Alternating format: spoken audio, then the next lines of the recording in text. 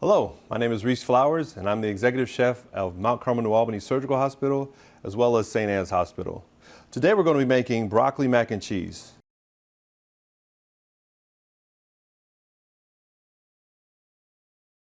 So I have some low-fat milk, some chicken stock, AP flour or all-purpose flour, butter, have some grated Parmesan cheese. That's different than shredded Parmesan cheese. The grated Parmesan cheese is real fine. I have some Dijon mustard, black pepper, some kosher salt. I have some breadcrumbs here that I've mixed with a little bit of garlic powder and some shredded cheddar cheese. Now the recipe calls for some whole wheat elbow macaroni, but I have some regular elbow macaroni. I want to encourage you all to use these other variations of these pastas. There's lentil, there's chickpea, I believe there's even cauliflower. Use a healthier one. This is all I had available to me right now. So, and I also cooked this off just to be prepared for this demonstration that I'm about to present to you. I also have the broccoli here. Now with the broccoli, I have already cut it off the stalks. Then we're just going to cut the florets down and we're going to blanch it. Blanching it means we're going to some heavily salted water. We're going to put them in here for about a minute tops. Take them out, put them under cold water, and then prepare them for the rest of the course that we're getting ready. But with the stalks, I want to tell you all, don't throw these away. These are great in stir fries. They're great if you wanted to like cut a side off and shred it and put it in like a slaw or something like that, or even pickle them. These are very versatile if you wanted to make your own vegetable stock. These work well in that with like mushroom stems and the broccoli stock. So use these. So we'll get ready to prepare our broccoli. So like I said, I cut it off the stalks already. I'm going to just take them down to just the florets.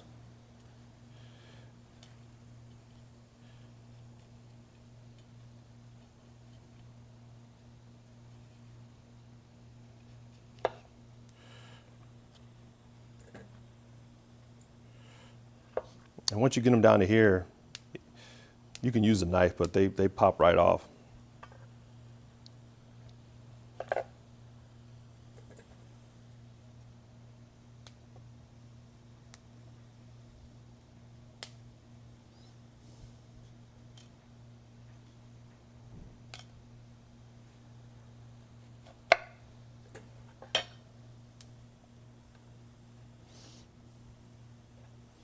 And I'm going to take these and add them right to my boiling water.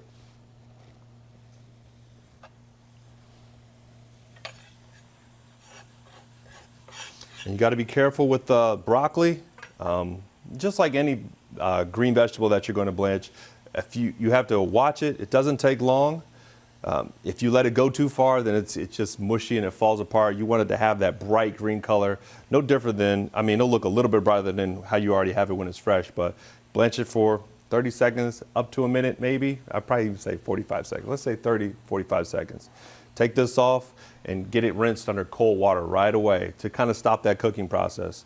Then we'll set them aside and be ready for our next thing. Okay, so we got our broccoli looking very bright and green and beautiful set up over here.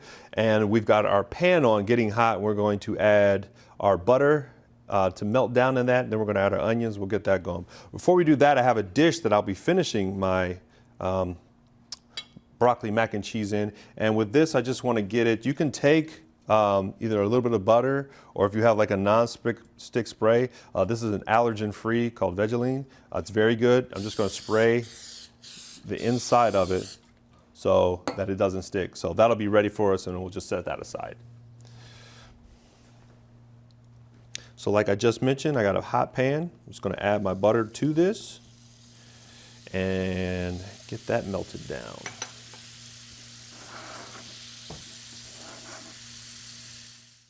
So now that our butter's melted, we're going to add our diced onions to this and kind of let those cook off and simmer. Once they're like translucent, about 4 or 5 minutes in, that's when we're going to add our flour and make our roux. All right, so our onions are looking translucent, and from here we're going to add our flour to start making our roux.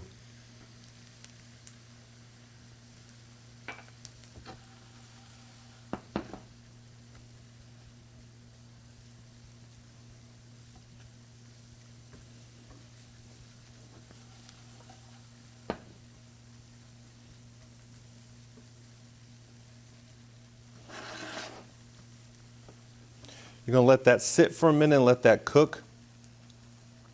And then you don't want to get too dark because the flour will, if you've cooked it, like we just did a jambalaya. If you ever cooked a jambalaya, if you've ever cooked a gumbo, you'll let your roux go a lot longer and it changes the color and changes the complexity of your food.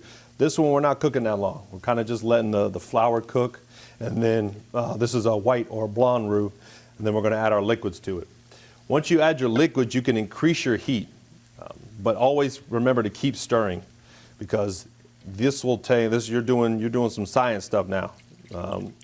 And from here, things will start to go pretty quick, so keep an eye on it.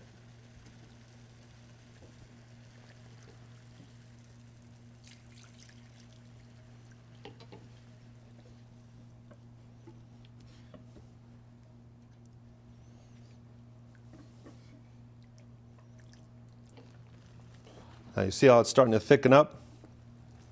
Also know that I didn't add all my liquid. I like to get to a certain spot where I'm comfortable, and then I can change my consistency and get it to where I want it to be before I start adding in the other ingredients like your cheeses that are going to thicken this up even more.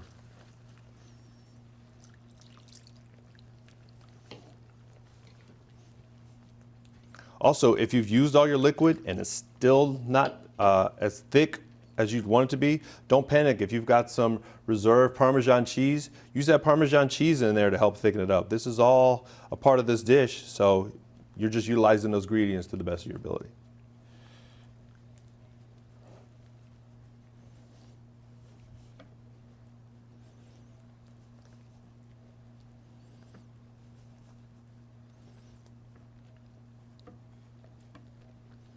Now's a good time to season this.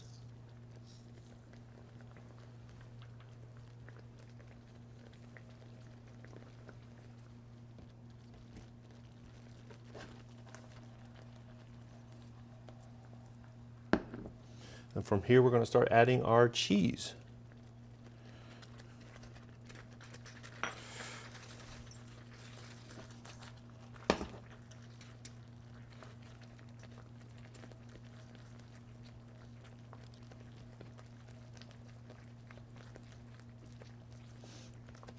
This thing's going to go through so many transformations.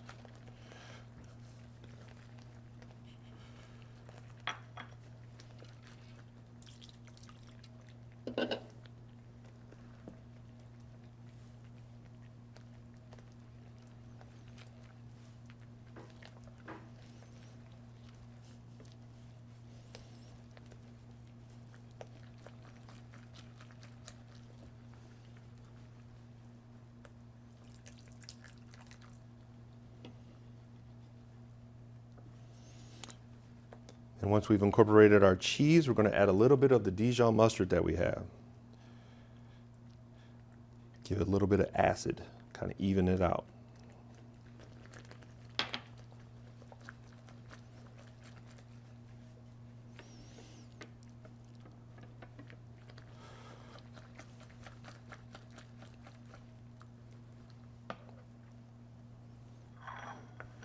Turn your heat down so you don't burn this, and if you got a moment, take some time, taste it. This is a perfect time to be tasting this stuff. All right, so we've seasoned it. We've got it to the right consistency of what we want. So at this point, we're going to add our noodles, our broccoli, and then we're going to change it to our baking dish.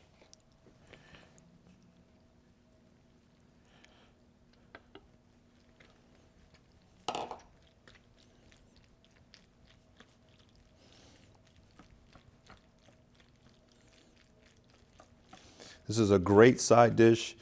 Cool thing about it is everything in this dish, even the sauce, could be made ahead of time. If you wanted to throw it together real quick, and it'll hold well, especially if you just threw it all together one day and then finished it the next day, all these ingredients will complement each other and get better.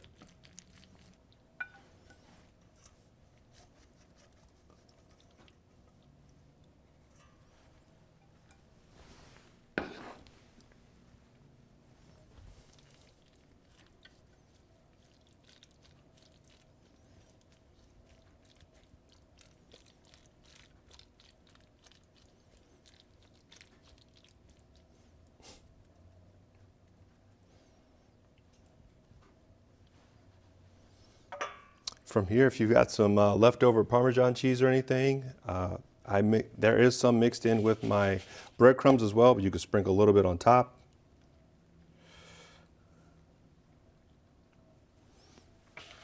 And we'll go right in with our breadcrumbs.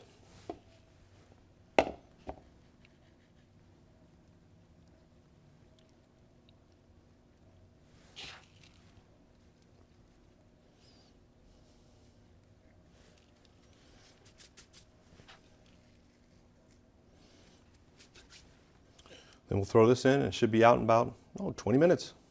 And this is our final product. Get it nice and golden brown on top, 15 to 20 minutes in a 350, 375 degree oven, and then you'll be ready to serve. This is a great side dish. I explained a lot of uses or accessibility if you needed to make this a day before or making a day of. It's fast, as well as if you wanted to make this just an entree, you can add other proteins to this. You can add chicken. If you want to add other vegetables to it as well, you can add peas or carrots. These are things that help elevate this, make it your own. You have the base for it, so take it, play with it, and enjoy. Thanks.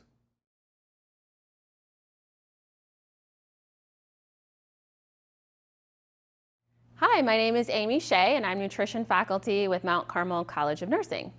Today we're going to talk about the broccoli mac and cheese that you just saw prepared by Chef Reese.